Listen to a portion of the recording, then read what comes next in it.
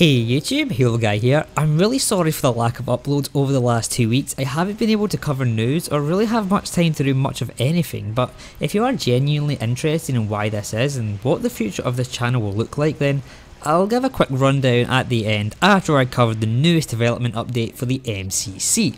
So, as you probably know, Flight 2 of the MCC has come and gone, which I wasn't able to cover unfortunately, so very sorry about that, but this flight was primarily to test out FireFlight matchmaking on the PC platform through the Steam application, and through the testing, 343 were able to gather a bunch of data on bugs and glitches with our help via our bug reports, online posts and the post-flight survey that was emailed to all participants of the flight.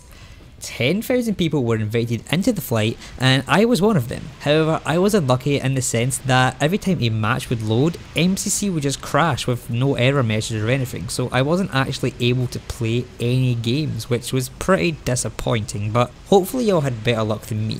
The participation rate for the flight is being reported as 55.5%, which seems a little low, especially if you weren't invited and you were dying to play the game when there were people who were invited and wasted the opportunity to play.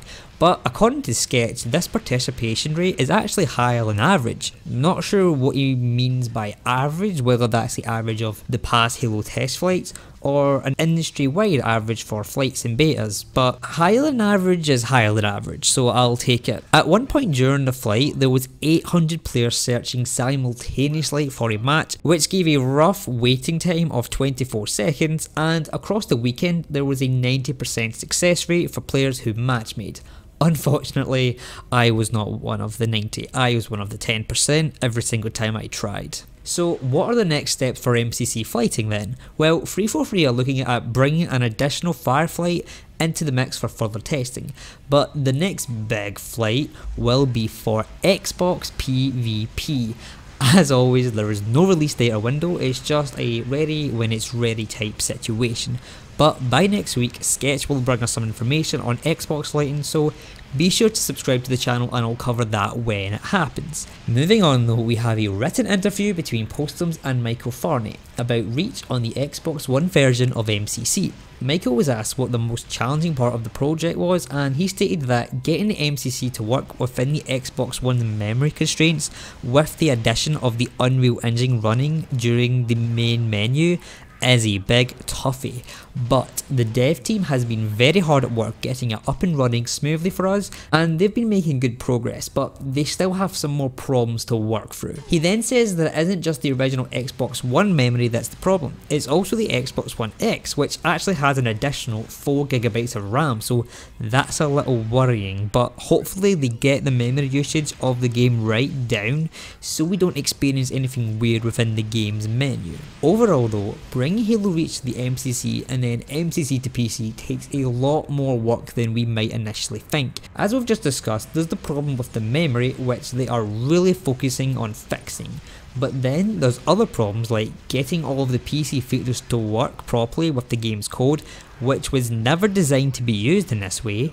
Things like mouse and keyboard support, graphical settings, uncapped frame rate, resolution and aspect ratio adjustments, progression, customization, and just so much more that needs to be thought about when porting Reach to the MCC and MCC to PC, and it truly does sound like a ton of work that many people, including myself, maybe overlooked when this was first announced. I was under the impression that it was just a simple copy and pasting of the code with some special mouse and keyboard code to be added to for the PC.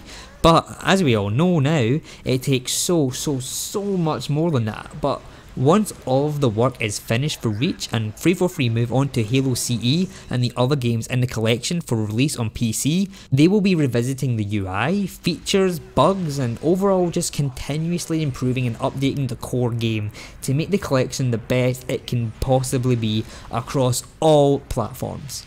But that's really everything I'll be covering for this update. If you want to check out the update for yourselves, I'll link it in the description down below if you want a quick read through for yourselves, but for the rest of the video I'll be going over where I've been for the last 2 weeks and what the future of this channel will look like going forward. So, over the summer I really knuckled down with the channel and concentrated all of my time on it because, well, that's all I really had to do. I had no responsibilities, no obligations, but Now I've started back up at college and very recently got on a job, so my time has been stripped away from me so much that I've barely been able to even play games, never mind make YouTube videos on them. But I'm hoping as I settle into this new routine, I'll be able to figure out when I have time and ultimately just use that time to make videos for all of you lovely people that watch me. I won't be able to cover news as it comes, however, due to the nature of my schedule, but I will be making a weekly news video covering everything that's happened with Halo in the past 7 days, and I'll try and squeeze in some live comms here and there whenever I have time, just to pad it out, since YouTube's algorithm doesn't take too kindly to weekly uploads. In my experience, 3 days is really the maximum time to leave your channel without any new content to keep your views nice and consistent. But yeah guys, that's all. I haven't quit doing this YouTube business thing. I've just been a little busy, and the news will now be coming on a weekly show, probably on a Thursday, since that is kind of my only day off. But other than that guys, like the video if you enjoyed, it helps the channel out a ton. Subscribe with notifications if you haven't already to stay up to date with all my latest videos as soon as they go live. I'll be covering all Halo news, big or small, so you want to keep up with the channel. I'd like to thank you all for watching to the end, I really appreciate it. I'll see you guys next time, and have a good one.